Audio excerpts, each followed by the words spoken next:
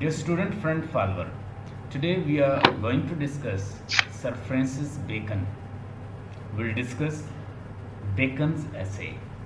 We'll learn what is worldly wisdom. We'll learn what is encyclopedic knowledge. We'll learn what is style, especially in Sir Francis Bacon's essay. Sir Francis Bacon के essay के अंदर अक्सर question आता है, discuss sir Francis Bacon style, discuss worldly wisdom in Bacon's essay. कोई भी ऐसे उठा के दे दें कि इसके अंदर से वर्ल्डली विजडम फाइंड करें। Discuss pithy concise and epigrammatic direct style of sir Francis Bacon. Question जो है वो घुमा फिरा के आपसे पूछा जाएगा what discuss the terse style of sir Francis Bacon, pithy style of sir Francis Bacon, epigrammatic style of sir Francis Bacon, aphoristic style of sir Francis Bacon. मानी सेम ही है, आपने परेशान नहीं हो। To the point, pithy, concise, direct. जो बात उसने कहनी होती है वो घुमा फिरा के नहीं करता। वो कहता है uneasy lies on the head of those who wear its crown. वो कहता है study serves delight ornament and ability. Sir Francis Bacon blend है और ब्रिम है किस चीज़ से भरा हुआ है? वर्ल्डली विजडम से, रेनेसेंस स्पिरिट से और वर्ल्डली फिलॉसफी से। Utilitarian philosophy, he is not going to give you moral lesson, rather he is going to give you how to get success in this world. वो आपको ये बताता है कि इस दुनिया में आपने कैसे कामयाबी हासिल करनी। he is not going to tell you how to get heaven, क्योंकि उसके अंदर एक रेनेसेंस स्पिरिट है, lust for knowledge, lust for wealth, ये जो चीज़ें हैं उसके अंदर है। सर फ्रांसिस बेकन आपको नज़र आ रहा है सामने, तो ये है sir Francis Bacon. He was a politician, he was lawyer, he was a philosopher, he was having encyclopedic kind of knowledge. He is known as a statesman. So he is having many titles. He served, he even served with the kings. He has got special place. He even tried to help to get progress through his uncle, but failed. Then he joined Earl of Essex. As you know, when Queen Elizabeth, she turned against the Earl of Essex, what he did? He collected some proof against Earl of Essex, whom he was getting progress. So with him he was getting progress, and he adjusted him. He has cheated the same person. इसीलिए कहा जाता है sir Francis Bacon के बारे में pop ने कहा the brightest, और उसके बाद wisest, brightest, but the meanest. बहुत मीन इंसान है, इंटेलिजेंट बहुत है, ब्राइट बहुत है, but the meanest one. Sir Francis Bacon कहते हैं how to achieve success here in this world, not about the hereafter. So talk about of truth. Of truth को देख के आपको ऐसे लगता है कि जैसे ये आपको बताएंगे कि ट्रूथ आप कैसे ज़्यादा सच बोल के जन्नत लेंगे, पैराडाइज लेंगे। But he is not going to tell you by speaking truth you will be get paradise. He will say that what is the worldly wisdom of the truth. वो कहता है कि mixture of a lie doth add pleasure. जब आप सच के साथ थोड़ा सा लाई मिक्स कर देते हैं तो और अट्रैक्टिव लगता है वर्ल्डली विजडम। तो आपको इस तरह के क्वेश्चन आएंगे, discuss sir Francis Bacon worldly wisdom, encyclopedic knowledge, style, terse, epigrammatic style, aphoristic styles.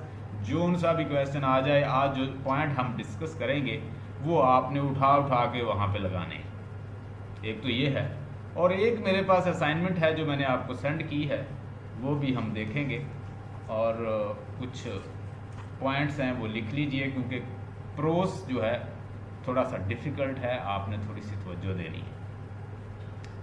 So let's see. पहले तो हम डिस्कस करते हैं यहाँ पे आपको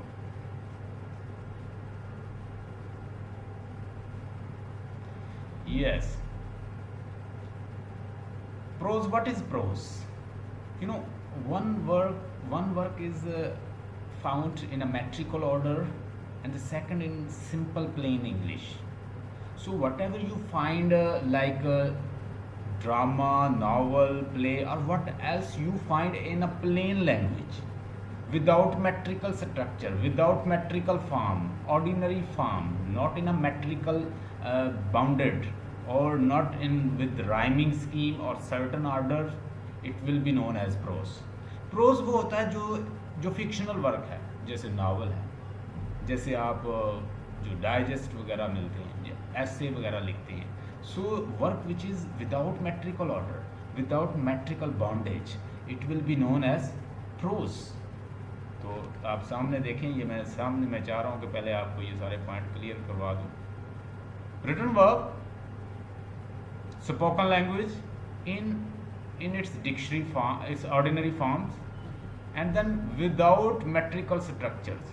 ऐसा वर्क जो बगैर मेट्रिकल स्ट्रक्चर के हो, हम उसे क्या कहेंगे? It is. So a short story in a prose, जैसे शॉर्ट स्टोरी होती है, फिक्शनल वर्क होता है, और नॉन फिक्शनल वर्क है, ठीक है. और उसके अलावा प्रोज में जितना भी काम लिखा जाता है प्लेन ऑर्डर में, डाइजेस्ट वगैरह हैं, ऐसे हैं, और नॉवेल्स हैं, फिक्शनल, नॉन फिक्शनल, ये सारे शॉर्ट स्टोरी, ये सारे हमारा प्रोज फॉर्म, इसको हम प्रोज वर्क कहते हैं. What is the prose in literature? Prose the verbal written language that follow the natural flow of speech. यानी वो एक मेट्रिकल ऑर्डर ना हो, दैट जैसे वो होता है कि फ्लेम, रैम और सेम और डैम, और इस तरह की साउंड, सेम साउंड की कोई बॉन्डेज ना हो, कि you have to follow the rhyming scheme, you have to create poem in such order like the sonnet. You know there are 14 मिसरे होते हैं एक सोनेट के अंदर, और उसमें वो सिस्टेट और ऑक्टेव में लिखा जाता है, ऊपर 6 लाइन्स और नीचे 8 लाइन, और इस तरह 14 लाइन पूरी करनी है. ये शेक्सपियर सोनेट आ जाए तो उसमें 4 लाइन का क्वार्टर, 2 लाइन का कॉपलेट साथ लगाया जाता है, यानी 4 फिर 4 फिर 4, ये 12 बन गई, फिर नीचे 2 लाइन का कॉपलेट. तो इस तरह क्या आप क्रिएट करते हैं poetry. You don't need to create metrical order, you don't need to follow the iambic pentameter, you don't need to write in a trochaic और एनाफेस्ट और like that meter. You don't need to follow metrical language. You have to write in ordinary and simple plain language. It will be known as prose. तो prose work, पहले तो ये है कि pros का मतलब होता है ऐसा वर्क जो सिंपल प्लेन लिखा जाता है, ठीक है. You don't need to embed it in a certain order, a certain language, a certain metrical order, a certain rhyming scheme, a certain sonnet form, a certain poems. No need. You write in simple language. It is a prose. It can be fiction, it can be novel, it can be, you know, short story. So these are the prose. एक concept clear हुआ कि pros क्या है. अब pros में हर किसी का अलग से स्टाइल है. रसल का स्टाइल अलग से है, आप जोनाथन स्विफ्ट को पढ़ेंगे उसका स्टाइल और है, सीमस हीनी का स्टाइल और है, और चार्ल्स लैम्ब का स्टाइल और है, और जितने भी प्रोज राइटर हैं उनका एक ख़ास स्टाइल, और चार्ल्स डिकन का स्टाइल और है. So every writer is having his her own style. You have to follow from the style. Uneasy lies on the head of those who wear its crown. फिर वो कहता है कि study serves delight, ornament and ability. और इसके अलावा वो कहता है it is a strange desire to seek power and lose liberty. कि जो इंसान बड़ा ओहदा लेता है वो ये भूल जाए कि वो सुकून से रहेगा. Uneasy lies on the head of those who wear its crown. Uneasy उसके ऊपर ही आती है जो बड़े ओहदे लेते हैं, बड़ा क्रोन पहनते हैं. So it is a strange desire to seek power and lose liberty. कि ये भी एक ऐसी ख्वाहिश है कि दूसरों पे गलबा हासिल करने के लिए अपनी आज़ादी तक खो दें. You are interested to become a prime minister, so you make day-night effort. What happened? Once you are prime minister, you are unable to enjoy your liberty. You have to live in a civilized manner. You can dance, you can walk, you can't go anywhere else. Wherever you will go, media will pursue you. They will find you and they will make your movie and they will behind you. Every moment will be monitored. and you will live with the thousands of worries in your head, और बहुत सारी tension जो है वो आपके साथ रहेंगी। एक लाइन में बात करेगा, ये बेकन का स्टाइल कि उसको किसमें ऐसे के जैसे कोई डिक्टम्स होती है, ऐसे के जैसे कोई वो कोट होता है, ऐसे के जैसे कोई टू दी पॉइंट बात होती है, ऐसे जैसे कोई टर्स और पिची स्टाइल है। So this is what sir Francis Bacon write. एक तो बात ये होगी कि उसका स्टाइल बड़ा पिथी है, वो लिखता बड़ा टू दी पॉइंट है, वो लिखता बड़ा कंसाइज और पिथी है। ये सारे मतलब एक ही, कंसाइज, एफोरिस्टिक और टू द पॉइंट, ठीक है, टर्स, पिथी, कंफ्यूज नहीं होना आप। Common form of writing used in both fictions and non fiction. Prose come from the Latin word prosa, prosa और ओरेटलो मीन द स्ट्रेट फॉरवर्ड। यानी prosa जो है ये लैटिन वर्ड है और उससे ये आया है, और उसका मतलब ये है स्ट्रेट फॉरवर्ड, जो कि आपके सामने ये लिखा हुआ है। यानी straight forward, simple, plain, to the point, इसको प्रोज कहते हैं। आपने मेट्रिकल ऑर्डर में नहीं बांधना, उसको कंफ्यूज नहीं करना। सो लेट्स सी स्टाइल क्या होता है। अब हम डिस्कस करते हैं कि स्टाइल क्या है। ये भी क्वेश्चन आता है, तो मैंने सोचा कि आपको ये स्टाइल जो है, जो बातें हमने बाद में डिस्कस करनी है वो साथ साथ डिस्कस कर ली। What is style in literature? हर राइटर का अपना style. Bacon, sir Francis Bacon, Charles Lamb और रसल, बर्टन रसल, और उसके बाद ब्रैकेट, बर्टोल्ट, जितने भी राइटर हैं उनका एक ख़ास स्टाइल है, वो स्टाइल से जाने जाते हैं। एक राइटर कहता है style is a man himself. Style तो खुद इंसान होता है। इज द लिटरेरी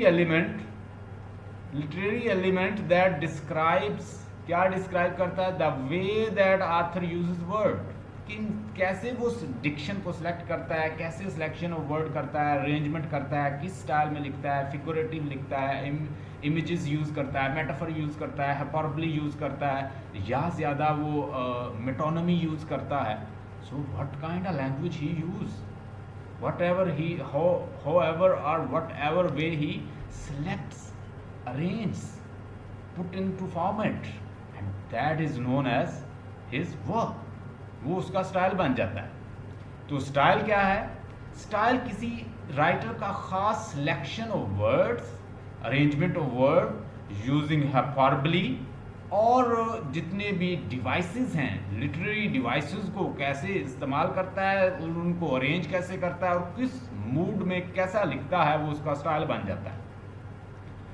तो फिगरेटिव लैंग्वेज, सेंटेंस अरेंजमेंट क्या है उसकी, उसके उस राइटर का खास वो बन जाता है style. Work together to establish mood, images and meanings of the text. अब जॉन डन आपके सामने बात कर रहा हो तो फौरन पता चल जाएगा जॉन डन है, because he tries to play with the word. वो अल्फाज के साथ खेलता था। तो सर फ्रांसिस बेकन के बारे में क्या कहा जाता है कि वो अल्फाज के साथ खेलता, और उसका भी एक खास style. Elements like word choice, descriptions, creative devices are accessories writers to make work pop, ताकि उसका वर्क जो है वो दूसरों से पॉप अप हो, डिफरेंट लगे। तो वो ये सारी चीज़ें यूज़ करता है। And these are so many stylistic और लिटरेरी डिवाइसेस जो हैं वो सो मैनी हैं। अब राइटर उनको कैसे अरेंज करता है, हर किसी का अपना। अब चौसर जो है वो आयरनी और सटायर और रियलिज्म, इस तरह की चीज़ें ह्यूमनिज्म, इस तरह की चीज़ें यूज़ करता था, और वो एक ह्यूमरस एटमॉस्फेयर क्रिएट कर लेता था। जॉन डन जो है वो लफ्ज़ों के साथ खेलता है। In thine eyes my eyes will be respected, minds yours, let's create a word. फिर वो कहता है कि इस तरह की वो डिफरेंट चीज़ें यूज़ करता है। कहता है द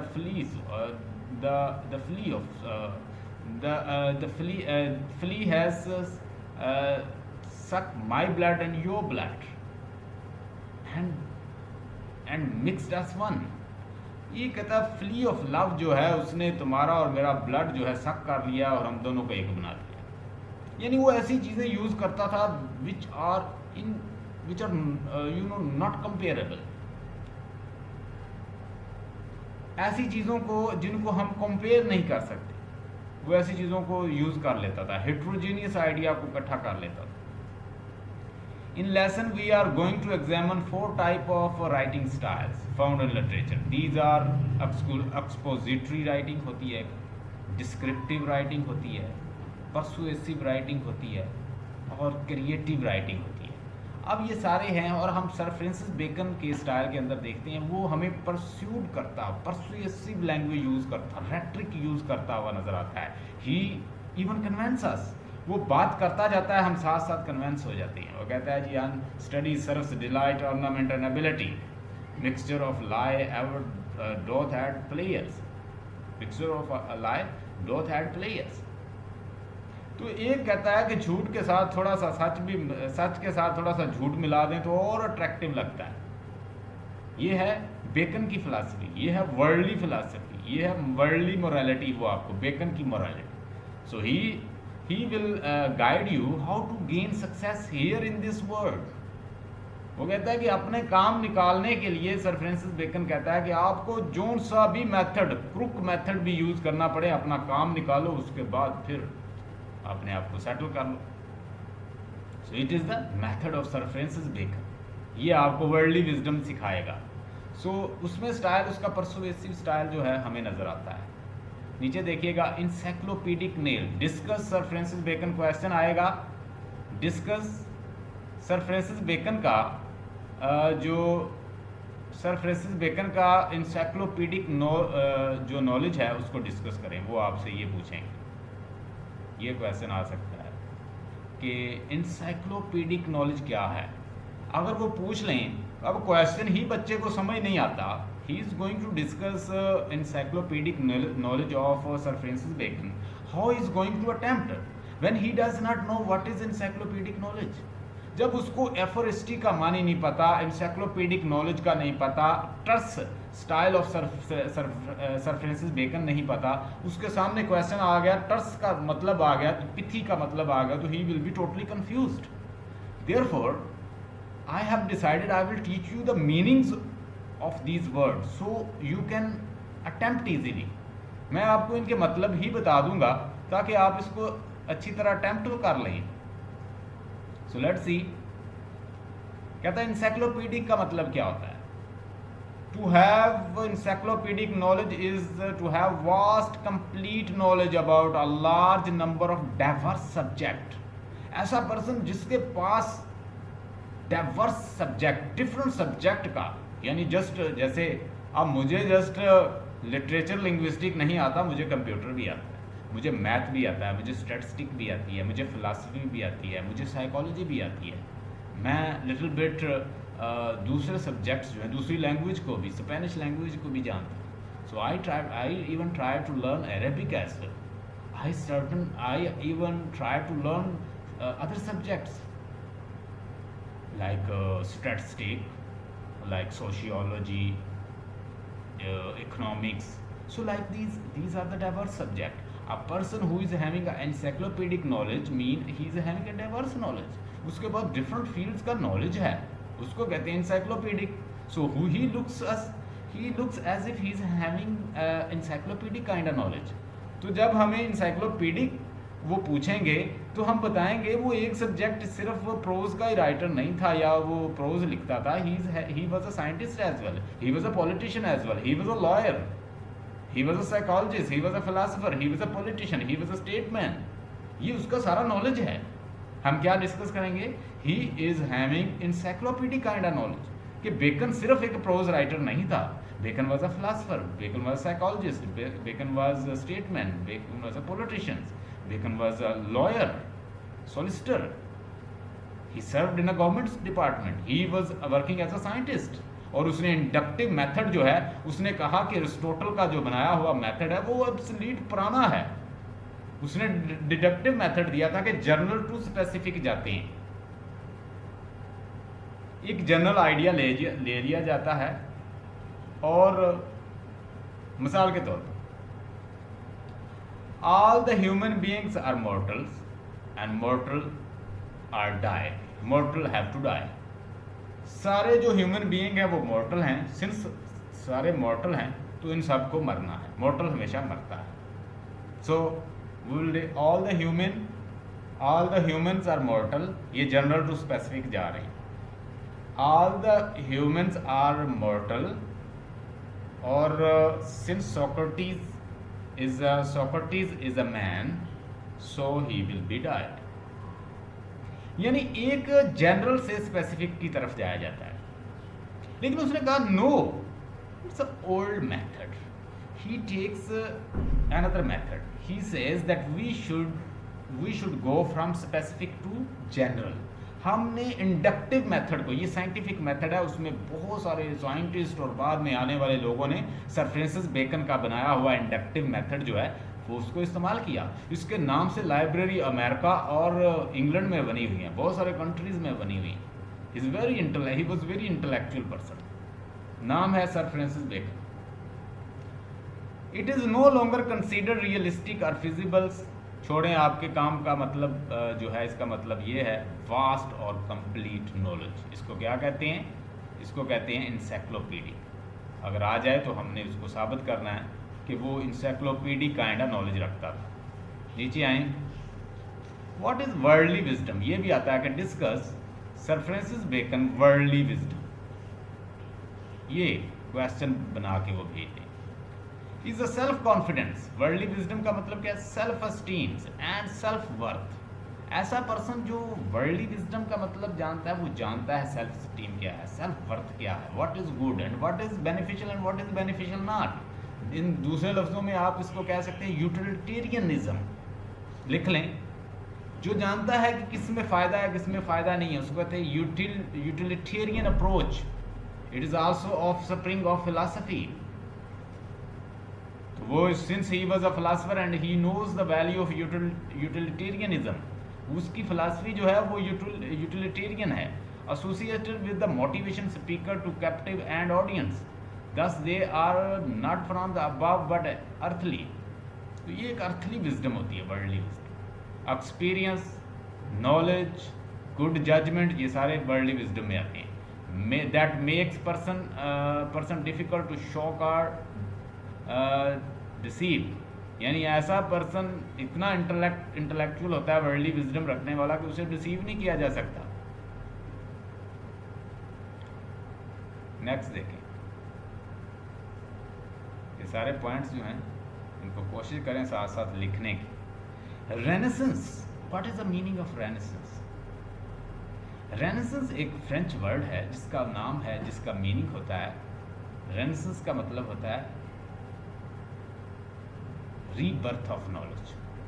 ये आपके सामने, ये इसकी प्रोनाउंसिएशन के भी लिखे हुए हैं, बनी हुई है, इसको ज़रा देख लें. रेनेसेंस. सो रेनेसेंस का मतलब क्या होता है? Rebirth of knowledge. Revival of the European art and literature under the influence of the classical models in 14 to 16 centuries. यानी 14 to 16 सेंचुरी में जो रीबर्थ हुआ था, रिवाइवल हुआ था नॉलेज का, उसको हम कहते हैं वर्ल्डली विजडम. ये सबसे पहले इटली में आया, उस वहाँ से फ्रांस में आया, फ्रांस से अल्टीमेटली इंग्लैंड और पूरे यूरोप में फैला. इसको कहते हैं रेनेसेंस. इसके साथ एक स्पिरिट चल रही थी, एक फिलॉसफी चल रही थी ह्यूमनिज्म की. Humanism. We must explore human mind and humans potentials rather than religious potentials. Religion को वैल्यू देने की बजाय लोगों ने इंसानों को वैल्यू दी. ये ह्यूमनिज्म की रेनेसेंस के साथ चल रही थी. और ये सब कुछ कहाँ से आया था? इटली से. और इटली के लोग जो थे, इनफैक्ट यूरोप कहाँ से मुतासर है? सारा रोमन ग्रीक्स.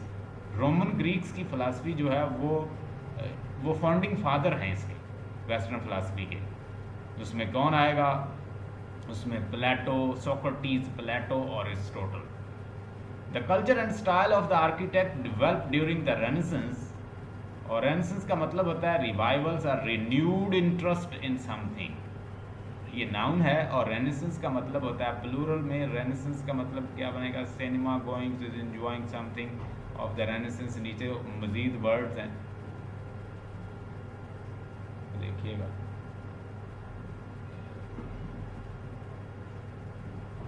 हाँ जी, ये सारे वर्ड्स जो हैं ये बड़े इंपॉर्टेंट हैं, रेनेसेंस से ताल्लुक़ रखते हैं इसी वर्ड से। लिख लें भलेमानी, सिमिलर ऐसे रिवाइवल, रिवाइव नया बनाना, रीन्यू करना, रीन्यूअल करना, रेजरक्शन करना, दोबारा उठाना, दोबारा किसी चीज़ का आगाज़ करना, रीअवेकनिंग उठाना, दोबारा उठाना, रीएमर्जेंस दोबारा अपीयर होना। It mean that all the knowledge of the Roman Greeks that was reinterpreted, that was retranslated, that was reviewed, that was revived, that was renewed, that was resurrected, that was reawakened। तो ये दोबारा से सारा कुछ work किया गया था उसमें, उसको कहते हैं रेनेसेंस। और इसमें रोमन ग्रीक्स का जो नॉलेज है, प्लेटो, अरिस्टोटल और सोक्रेटिस, उनका जो वर्क है उसको दोबारा से किया गया था। तो यहाँ पे कुछ टाइप्स हैं प्रोज की, ये मैंने पहले भी बता दी हैं, दोबारा फिर बता देता हूँ। नॉन फिक्शनल प्रोज जो होता है, literary work that is mainly based on the fact. It may contain fictional element in the certain cases, for example include the biographies and ऐसे। ये जो बायोग्राफी और ऐसे होती हैं ये नॉन फिक्शनल वर्क में आता है।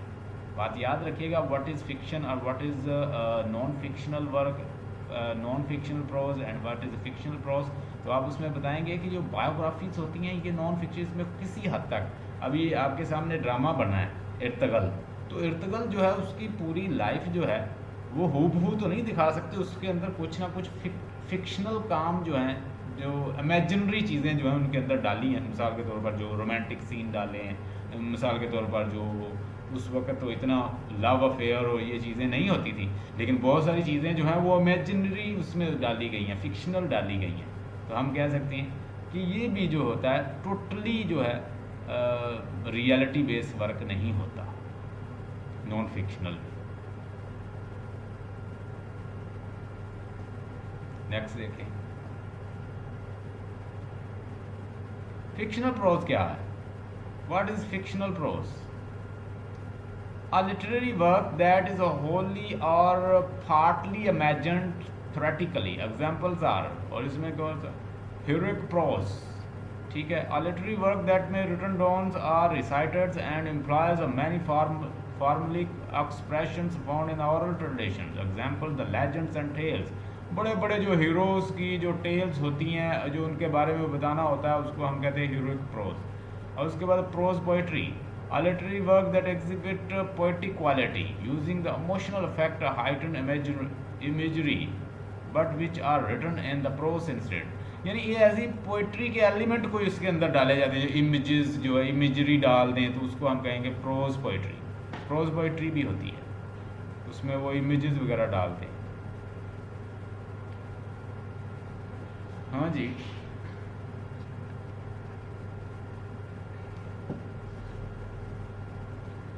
देखें कोई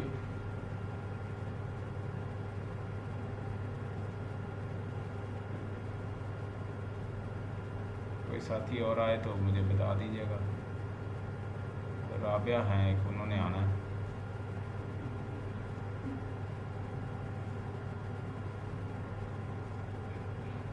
So let's see further। Sir Francis Bacon. Sir Francis Bacon को समझने से पहले एक नाम लिख लीजिए, नाम है मैकियावेली। मैकियावेली जो है, मैकियावेलियन जो से फ़िलासफ़ी है या पॉलिटिशियन है, उसकी पॉलिटिक्स जो है वो बड़ी प्रोमिनेंट है, लोग उसके बारे में बड़ा डिस्कस करते हैं। कोई बड़ा कनिंग और बड़ा मकार किस्म का एक स्टेटमैन, पॉलिटिकल राइटर था, पॉलिटिकल यानी स्पीचेस और इसके अलावा वर्क जो है वो लिखता था। उसने द प्रिंस एक बुक लिखी, उसमें बताया कि कैसे हम एक कंट्री, एक रूलर को कैसे कंट्री को रूल करना चाहिए। उसने बताया कि किस तरह आवाम को आप धोखा दे सकते हैं। उसने बताया कि किस तरह से आपको चाहिए कि अगर आप अच्छा रूलर बनना चाहते हैं तो दूसरे साथ वाले कंट्री के ऊपर हमला भी कर देना चाहिए। ऑफ एंड ऑन आपको, ताकि आपका रोब जो है वो बना रहे। तो नाम है उसका नाइकोलो मिकावेली, एक इटालियन था, इटालियन राइटर है, और ये पैदा हुआ है 3 मई 1469। ठीक है, लिख लें 3 मई 1469 में पैदा हुआ है और इसकी डेथ हुई है 15, ये लिख लें 15 सेंचुरी का। ये एक पॉलिटिशियन, एक पॉलिटिकल राइटर था, स्पीचेस लिखता, बुक्स लिखता, पॉलिटिकल लीडर्स के लिए लिखता, और बड़ा कनिंग और मक्कार किस्म का राइटर। और इसको हमेशा कनिंग और उसको मिस्चीवियस और इस तरह के राइटर से जाना जाता है। और 1527 में इसकी डेथ हुई है, 21 जून 1527 में इसकी डेथ हुई है। 15 सेंचुरी रेनेसेंस राइटर था, इटली में उस वक्त रेनेसेंस आ चुका था, यानी 14 सेंचुरी में इटली के अंदर रेनेसेंस मौजूद था। यानी जैसे मैंने बताया, पहले वो इटली में आया 14 सेंचुरी में, फिर वो फ्रांस में आया, फ्रांस से इंग्लैंड में आया, इंग्लैंड से पूरे यूरोप में रेनेसेंस फैल गया था।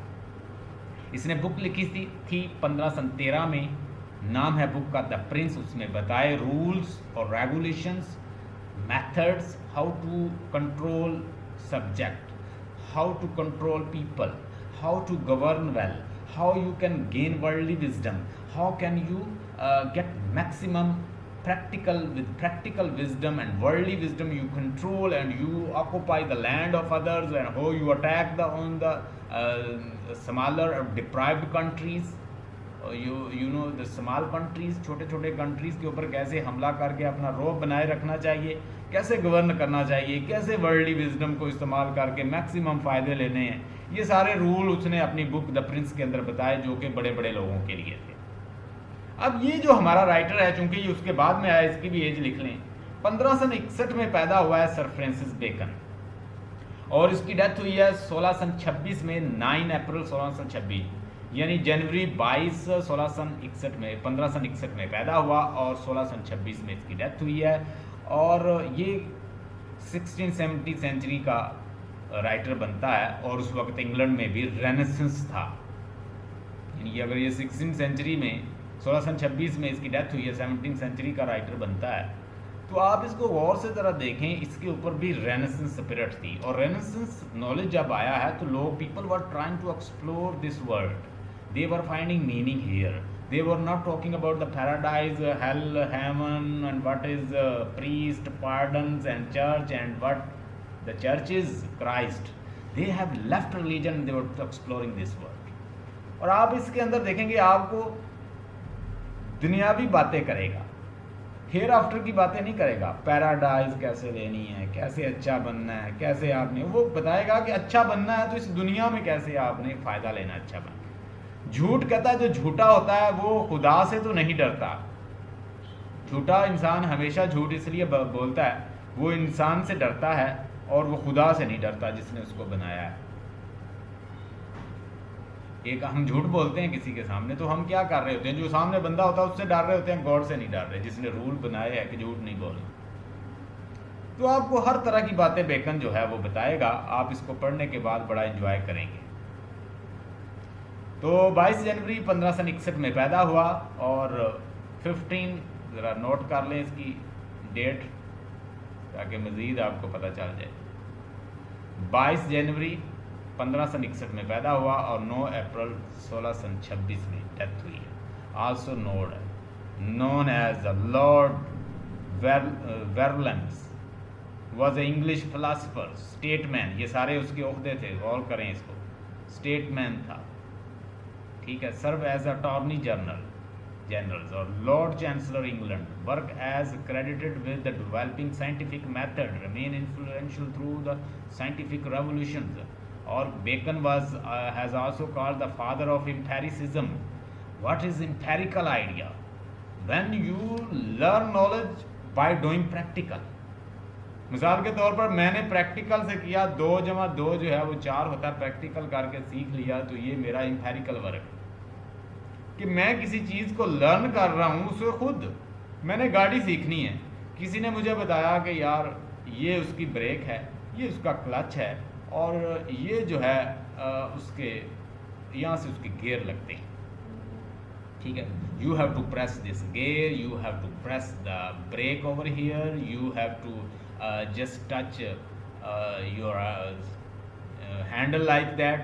So everything you just learning from the book, it's not empirical, but once you do the practical of this will be empirical. तो empirical knowledge ऐसा knowledge होता है जो आप हाथ से करके knowledge gain करते हैं, it's empirical. और इसको क्या जाना जाता है, जरा गौर से देखें, उसको क्या कहते हैं, इसको कहा जाता है फादर ऑफ एम्पेरिसिज्म है sir Francis Bacon, he is a father of empiricism. His work argued for the possibility of the scientific knowledge based upon the inductive reasoning. कि आपने स्पेसिफिक से जनरल की तरफ जाना, जनरल से स्पेसिफिक. वो Aristotle का मेथड था. He found that all the people they are just following Aristotle. They are calling that his method is the final. He said no, his method is not good. He should not be followed. He has given the method of inductive reasoning. उसने inductive reasoning का एक concept दिया कि आप specific से general की तरफ जाते हैं. पहले खास आपके पास पहले खास नॉलेज होता है, उसके बाद आप जनरल की तरफ. वहाँ एक जनरल चीज़ है, उससे आपने स्पेसिफिक की तरफ जाना है. वो मेथड किसका था? That was the method of the Aristotle. इसने अपना मेथड डिफाइन किया साइंस के लिए, और इसका मेथड क्या था? Inductive reasoning, reason based. Scientific revolutions, Bacon has called the father of empiricism. His work argued for the possibility of the scientific knowledge based upon the inductive reasoning. ये उसका बानी है, inductive reasoning. And observations of events in nature. और जब इसकी death हुई है sir Francis bacon की, तो ये निमोनिया से इसकी डेथ हुई थी. ये उस वक्त भी प्रैक्टिकल कर रहा था. ये पिजन के ऊपर, कबूतर के ऊपर, ये बर्फ़ के साथ कोई बाहर प्रैक्टिकल कर रहा था. तो उसी दौरान इसको नमोनिया हुआ और इसकी डेथ हुई. तो इट मीन दैट कि ये एक साइंटिस्ट भी था.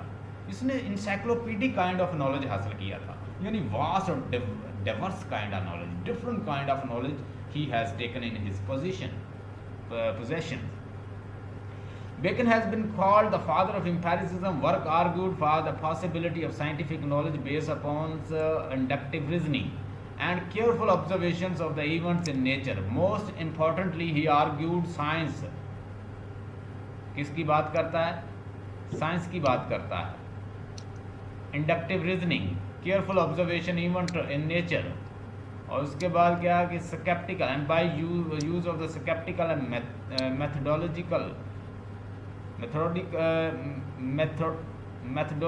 methodological approach whereby the scientists aim to avoid the misleading themselves.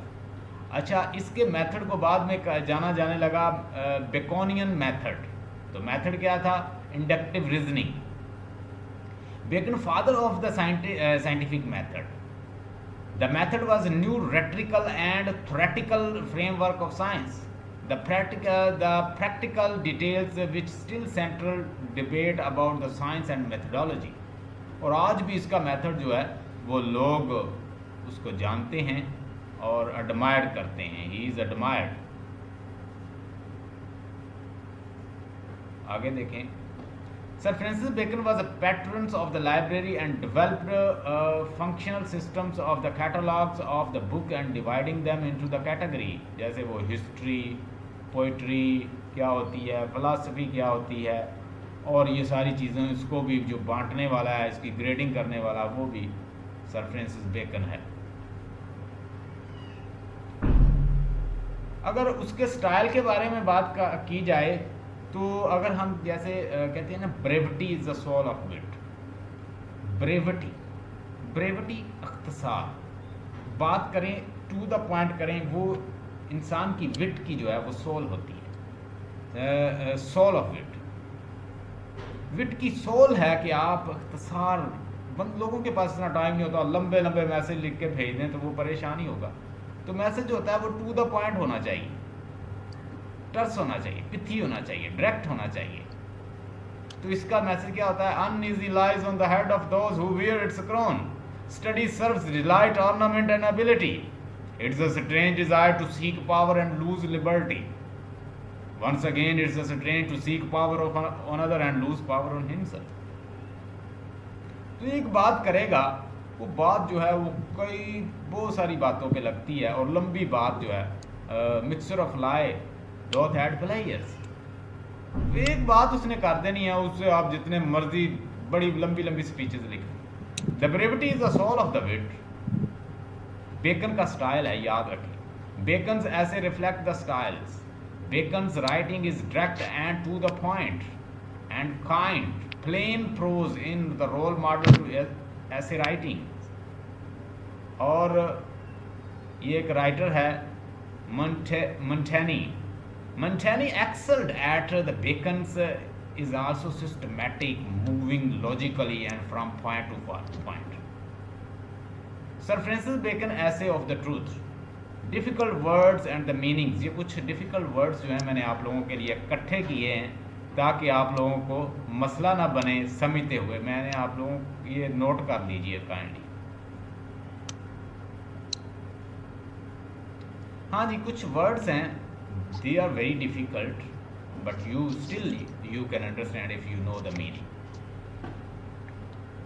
Note epigrammatic, pithy, terse, witty, favouring the use of epigram. यानी एक एपिग्रामेटिक का मतलब होता है pithy, terse, witty, favouring.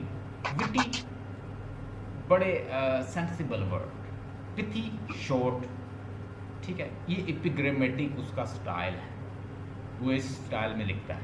Aphoristic का मतलब होता है कॉम्पैक्ट, इसका मतलब भी होता है कॉन्साइज, शॉर्ट। क्रिस्प, सक्सेंट, ये सारे क्रिस्प आ जाए, सक्सेंट आ जाए, point to the point, concise, apothegms and instructive. ये सारा ये भी उसका स्टाइल, ये मानी इसका ही है, यानी ये इसके ही मानी है। So don't confuse, if these word are coming it mean the same meaning is same. उसके बाद पिथी का मतलब होता है ब्रीफ, नोट कर लें। इसका मतलब ब्रीफ भी होता है, इसका मतलब फोर्सफुल भी होता है, इसका विगर भी होता है, इसका टर्स भी होता है, इसका फोर्सिबल भी होता है। Meanings are same.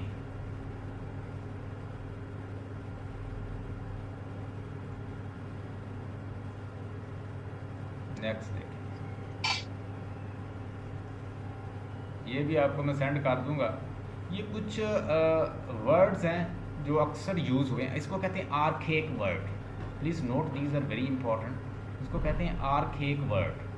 Archaic words वो वर्ड होते हैं डियर स्टूडेंट, आर्केक का मतलब होता है ऐसे वर्ड, ये लिखा हुआ ग्लोसरी एंड आर्केक्स words and phrase. Archaic word का मतलब लिखिए ऐसे वर्ड जो एंशियंट वर्ड होते हैं, जो पुराने वर्ड होते हैं, ठीक है। वो उसको चूंकि उसने बहुत सारे पुराने राइटर्स को पढ़ा है बेकन ने, तो उसने बहुत सारे पुराने राइटर्स जो हैं वो अपने वर्क के अंदर इस्तेमाल किए। मिसाल के तौर पर ये अब्सर्ड जैसे है, अब्रिजमेंट है, अब्रिजमेंट वर्ड है, अब्सर्ड है, अब्यूज है, जिसका मतलब होता है एक्वलीज, स्टिंगिंग जैसे है, एडमेंट जैसे है, एड्रेस जैसे है, ठीक है। और इसी तरह एडवर्ट्रिस जैसे, अडल्ट्रस का अफेक्ट जैसे है, एंटिक का मतलब होता है क्लोन, अपोज, और अरेटेशंस जैसे, अरेटेशन वर्ड्स है, batterings, rams. So these are the words that will be mostly use. अच्छा, एक और वर्ल्डली कम, एक वर्ड लिखा होगा वर्ल्डली कम फिलॉसफर।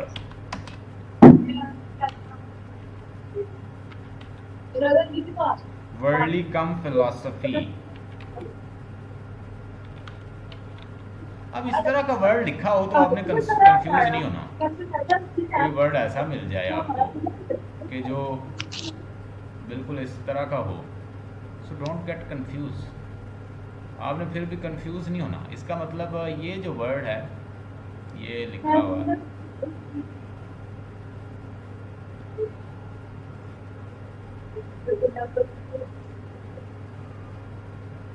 ये लिखा होगा discuss sir Francis Bacon worldly cum philosophy. अब ये कम जो वर्ड है इसका एक अपना मानी है। इसका मतलब होता है विद, यानी उसकी जो फिलॉसफी है वो किसके साथ है, वर्ल्डली फिलॉसफी है। ठीक है, तो इस तरह का वर्ड भी आ जाए तो don't get confuse, because we are going to discuss Bacon's philosophy is brim with worldly wisdom. So such kind of question will be there, so you will not get confused. ये सारे words जो हैं ये मैंने आप लोगों के लिए यहाँ बनाए हुए हैं, इनको देख लीजिएगा। ये सारे वर्ड्स उनके मानी भी लिखे हुए हैं। So tomorrow इंशाल्लाह I will teach you the text. आपके पास एक बुक है, ये बुक मैं आपको दिखा देता हूँ। मैंने असाइनमेंट भी आपको सेंड की हुई है। ये बुक है, ये बुक होगी, इसमें लिखा है बेकन ऐसे। सो दिस बुक, इसका ये ऐसे है एक, प्लीज़ ये आपको मैं लाइन टू लाइन टेक्स्ट पढ़ाऊँगा ऑफ ट्रूथ, आप इसको देख लें। कल मैं आपको ये लाइन टू लाइन टेक्स्ट पढ़ाऊँगा, तो आपके पास एक असाइनमेंट होगी, वो ज़रा ओपन कर लें। बाकी मैंने आपको कुछ शेयर भी किया हुआ है।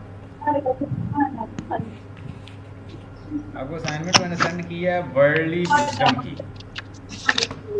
इसको ज़रा आप अपने ग्रुप में चले जाइए, ग्रुप में एक असाइनमेंट मैंने सेंड किया है, उसको देखिए कितने क्वेश्चन एक पे लग रहे हैं।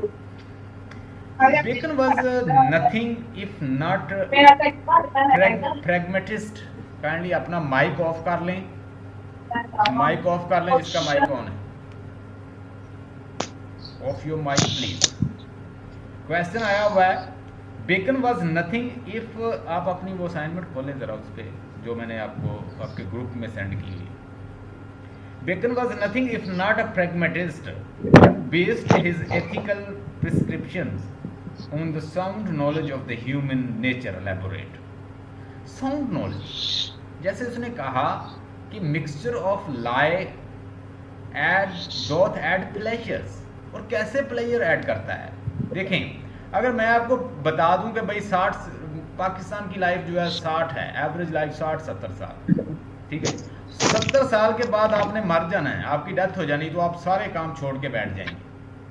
तो इंसान देखता रहता है कि आज जैसे by whom the bell toll जो है, John Donne has said, rightly said, whenever the bell is rung in the church, you should not say it has been rung for a specific purpose. It has been rung for you as well. जब किसी की death होती है तो church के अंदर एक bell बजाई जाती है कि भाई डेथ होगी किसी की। So John Donne has rightly said, whenever bell is gonna ring in any church and somebody has died, you think as though you had died. You have died. तुम्हें सोचना चाहिए कि जैसे तुम मर गए हो, because when one human being is died, you are also part of him, you are also partly died. किसी के फादर, मदर या अंकल या आंटी या किसी की डेथ हुई तो वो ये ना समझे कि वो बच जाएगा। He will be died as well. The day is gonna come when you will be died. लेकिन हम किस होप के साथ रहते हैं, एक उम्मीद के साथ रहते हैं। हाँ, मैं बच जाऊंगा, शायद उसकी डेथ होगी, या मैं अपनी सेहत का ख्याल रखूंगा, मैं बच जाऊंगा, मैं ज़्यादा उम्र पाऊंगा। You do whatever trick you play, you do whatever medicine you take, you do whatever method you adopt, but age is a reality. Even like the many Rustam like people, they've been died. We are nothing in front of them. Look in the graveyard, many rich people, they are sleeping there.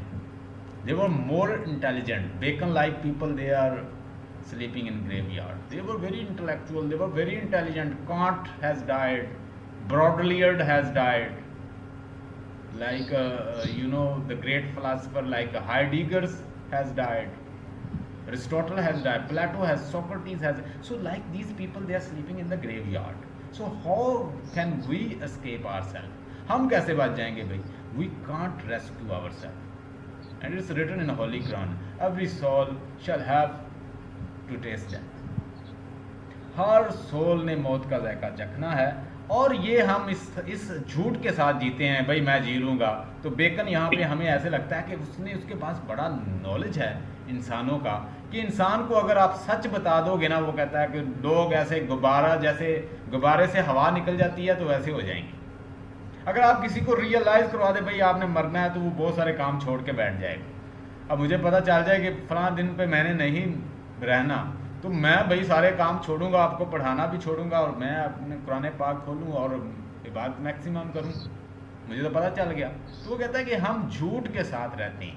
वो झूठ किसको कहता है? कहता है hope, expectation, उम्मीदें, तवक्कुआत, किसी के पे भरोसा करना, किसी के साथ जीना, ये कि मैं ज़्यादा जीऊँगा, ये कि मैं मरूंगा नहीं, ये सारी कहता है फॉल्स होप है। And if you just realize the people that they will be dialed and they will be like a balloon, prick balloon, ऐसे जैसे गुब्बारे से हवा निकल जाती है तो वैसे हो जाएंगे, कहता लोग। अगर आप उनको झूठ नहीं बताएंगे, झूठ के साथ रहना नहीं सिखाएंगे, तो फिर ऐसे हो जाएंगे। रियलिटी तो बड़ी हार्ड है। We have to die. Days gonna come and will be died. 60-70 years age is not it's not big amount, it's not big। 100 साल लोग जो हैं वो जीते रहे हैं पहले, लेकिन आजकल तो 60-70 तो बहुत ही है, को अगर निकाल जाए कोई हेल्दी होगा। आगे दूसरा देखें, Bacon is the most complete representative of the renaissance in England, learn worldly. ये सारे क्वेश्चन सेम ही हैं, मैं आपको इसलिए बता रहा हूँ। Bacon is the most complete representative of the Renaissance in England, learned, worldly ambitious, intriguing, elaborate with reference to his essay। यानी ये सारे जो हैं वर्ल्डली विजडम को बताते हैं कि उसकी वर्ल्डली विजडम कैसे। हमने उसकी कोट्स जो हैं, मैं आपको 15-16 कोट्स जो हैं उसके बता दूंगा और उसके मानी भी बता दूंगा, तो आपने इसको रट्टा लगा लेना है। अगर वो वर्ल्डली विजडम पूछ लें तो आपने वही लगा देनी, अगर वो आपसे स्टाइल पूछ ले तो आपने वही लगा देनी, अगर वो एपिग्रामेटिक और उसका एफोरिस्टिक और संक्सिंक्ट और टर्स और इस तरह का स्टाइल पूछ लें तो वो भी वही लगा दें। आपके लिए मसला हल कर दूंगा। और ये जो हैं असाइनमेंट भी साथ साथ याद कर लें जो सेंड कर रहा हूँ। Bacon is the more a man of the world than a philosopher in his essay. Do you agree? Illustrate your answer. यानी बेकन जो है वो हमें दुनिया का आदमी लगता है, दुनियावी चीज़ों का आदमी लगता है, दुनियावी अफेयर का आदमी लगता है। वो हमें ये नहीं, कोई मोरालिटी नहीं सिखाता। तो चूंकि वो रेनेसेंस राइटर है, lust for knowledge, power for wealth,